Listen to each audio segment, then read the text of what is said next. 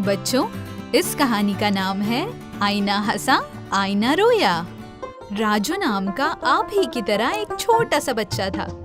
सच कहें तो राजू वैसे तो नेक बच्चा था, पर कुछ वक्त से काफी शैतानी करने लग गया था। अम्मी का कहना सुनना नहीं मानता था, अब्बू ने दिए काम वक्त पे नहीं करता था, न वक्त पर पढ़ाई करना और न तो साफ सफाई का ख्याल। राजू का मदरसा सुबह का होता था। राजू सुबह बड़ी देरी से उठता था। उठने पर बिना दांत मांजे, बिना गुस्ल लिए, बिना मदरसे के कपड़े बाकायदगी से पहने, अपनी किताबों का बस्ता यूं ही उठाकर मदरसे की जानिब निकल पड़ता। मदरसे के बाकी बच्चों को भी उस पर गुस्सा आता। उससे कोई भी बातचीत नहीं करता, पर राजू को इस बात से बिल्कुल भी दिल आजारी नहीं होती थी। एक दिन यूं ही राजू देरी से उठा और मदरसे की जानिब निकल गया।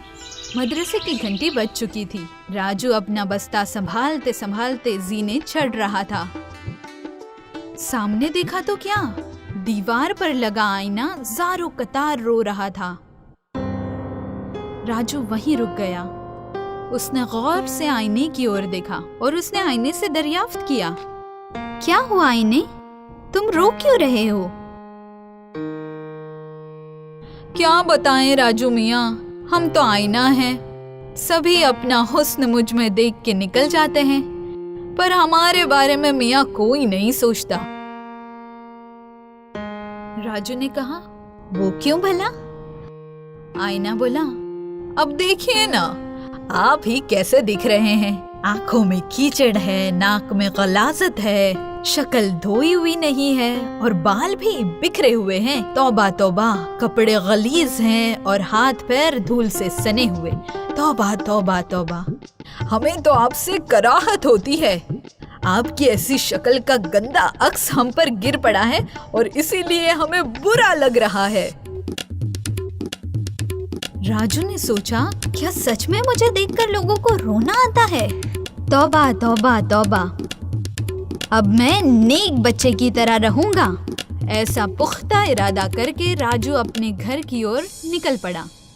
घर जाकर उसने शक्ल धोई, दांत मांजे, साबुन लगाकर गुस्ल किया, बिखरे बाल संवारे, साफ शफाफ कपड़े पहने, बस्ता ठीक से बंद करके कांधों पर डाल दिया।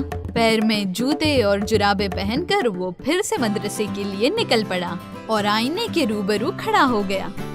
राजू ने अपना अक्स आईने में देखा और मन में सोचा, मैं कितना प्यारा दिखाई दे रहा हूँ, और खुद पर काफी खुश हुआ। और हैरत की बात तो ये कि आईना बहुत हंस रहा था।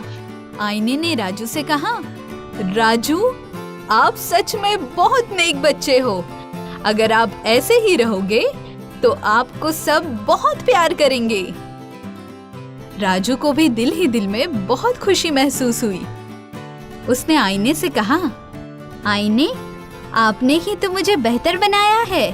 सच में अब मैं हमेशा ऐसे ही नेक बच्चा बन के रहूंगा, ऐसे ही साफ सुथरा रहूंगा और सबका लाडला हो जाऊंगा।